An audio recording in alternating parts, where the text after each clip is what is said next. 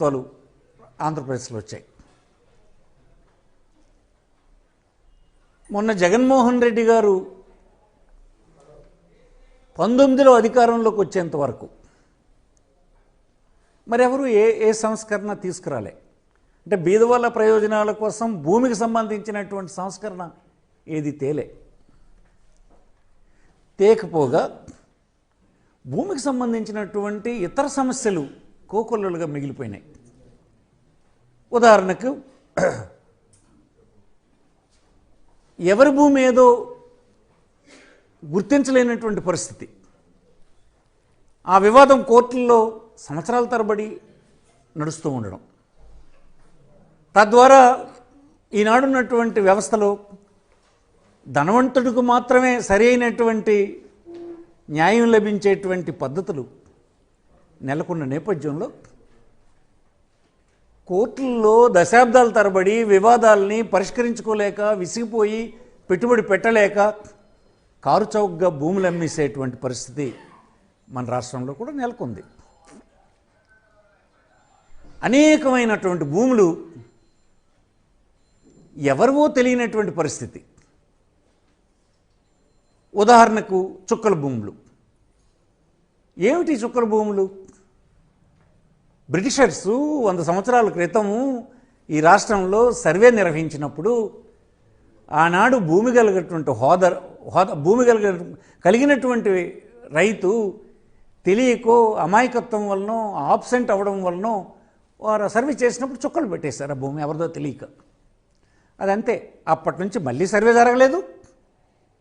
చుక్కల భూములని ఆ భూములేమో ఎవరికి హక్కులు ఇవ్వబడలేదు.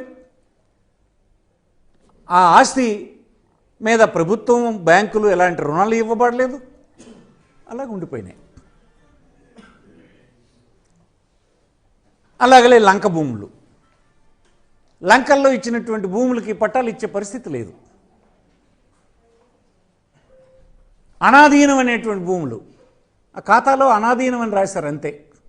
ఆ రైతే గడిచిన కొన్ని దశాబ్దాల నుంచి దాన్ని పండించుకుంటున్నాడు, వాళ్ళకి పట్టాలు ఇవ్వరు. ఇలాంటివేవి పేదవాళ్ళకు సంబంధించినటువంటి నిర్ణయాలు మళ్ళీ మధ్యన జరగల. ఆ ముందు జరిగినటువంటి పేదవాళ్ళకు జరిగినటువంటి రెవెన్యూ సంస్కరణలో పేదల వైపు ఇచ్చినటువంటి సంస్కరణలు ఏవైతే దాని తర్వాత ఎవరు ఏమి చేపట్టలే.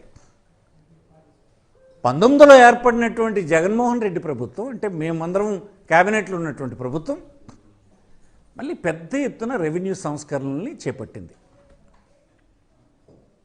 ఆ చుక్కల భూముల్ని 2019 వరకు నుంచి 12 సంవత్సరాలు అంతకుముందు ఆ భూమిపైన ఉన్నటువంటి రైతులకి పట్టాలిచ్చే కార్యక్రమం చేశాం.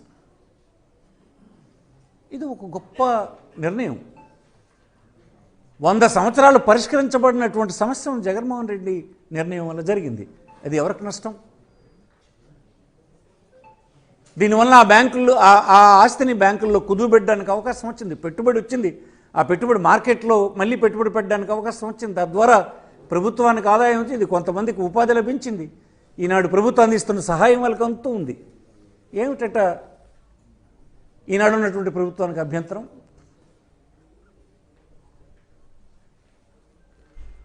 నేను ముందే చెప్పాను, 52 నుంచి భూములు ఇచ్చినప్పుడు మొదటిసారి భూములు పంపిణీ బీదవాళ్ళకి చేసినప్పుడు ప్రభుత్వం ఏం ఆలోచించింది? భూమి ఇద్దామని ఇచ్చింది. అంటే సాగు చేసుకునే హక్కు, అమ్ముకునే హక్కు అన్నీ ఇచ్చింది, హోదా పెంచాలని.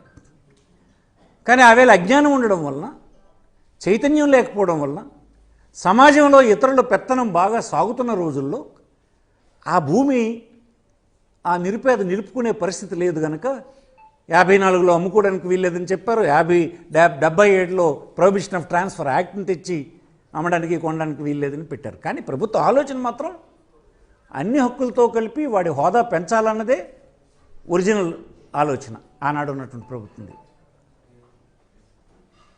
52 తర్వాత ఈవేళ అంటే 19లో ఏర్పడినటువంటి ప్రభుత్వం అనేక ప్రాంతాల నుంచి ఇప్పుడు మేమందరం భూమి పొందినటువంటి బీదవాళ్ళందరం పిల్లలను చదువుకునే అవకాశం వచ్చింది. ఈ 70-80 సంవత్సరాల్లో అనేక ఉపాధి మార్గాలు వచ్చాయి. దానికి పెట్టుబడి అవసరం పడుతుంది. మా దగ్గర ఉన్నటువంటి భూమి కేవలం వ్యవసాయం తప్ప ఇతర అవసరాలకు పనికిరావడం లేదు. మాకు అది అమ్ముకోవడానికి అవకాశం ఇస్తే అవసరమైన దగ్గర అమ్ముకుని ఆ పెట్టుబడిని మా పిల్లల యొక్క ఇతర ఉపాధి అవకాశాల కోసం పెట్టుబడి పెట్టే వీలు పడుతుందని చెప్పి కోరితే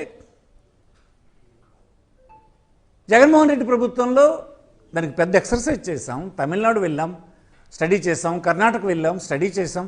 అన్ని రాష్ట్రాల్లో కొంత భూములు ఇచ్చినటువంటివి క్రయ విక్రయాలు జరపడానికి అవకాశం ఇచ్చిన సందర్భంలో మన రాష్ట్రంలో కూడా ఈ దృష్టిలో పెట్టుకొని దేశంలో ఈ 70 సంవత్సరాల్లో ఇతర ఉపాధి మార్గాలు కూడా వచ్చినందువలన ఈ పేద కుటుంబాలు అందులో కూడా సెటిల్ అయ్యే అవకాశం ఉంది కనుక ఒక వ్యవసాయమే కాకుండా దీనికి కూడా ఉపయోగపడేటట్టుగా ఒక చట్టాన్ని నేనే అమెండ్ చేశాను. యాజ్ రెవెన్యూ మినిస్టర్ నేనే అమెండ్ చేసి ఆ కమిటీ ఇచ్చిన రికమెండేషన్స్ క్యాబినెట్ యాక్సెప్ట్ చేస్తే ఆ రికమెండేషన్స్ ఇవ్వడం జరిగింది జగన్మోహన్ రెడ్డి గారి ప్రభుత్వం. అదేమిటంటే తప్పు. మీరు ఎందుకు ఆపేశారు? సంవత్సరంన్నర అయింది దాన్ని ఆపారు.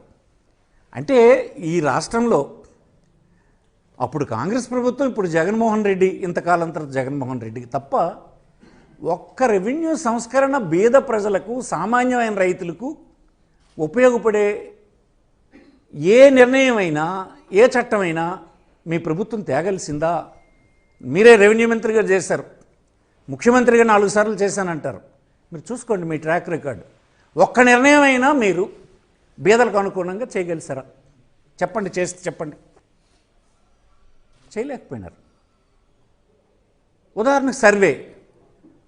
మన రాష్ట్రంలో సర్వే బ్రిటిషర్స్ ఉన్నప్పుడు మాత్రమే జరిగింది. ఏ మాటకు ఆ మాట బ్రిటిషర్స్ చేసినటువంటి రికార్డు చాలా పర్ఫెక్ట్గా చేశారు. ఆనాడు రోడ్లు లేవు, ఇంత టెక్నాలజీ లేదు, ట్రాన్స్పోర్ట్ లేదు, ఏం లేకపోయినా ఆనాడు అంత చక్కనైన రికార్డు రూపొందించారు.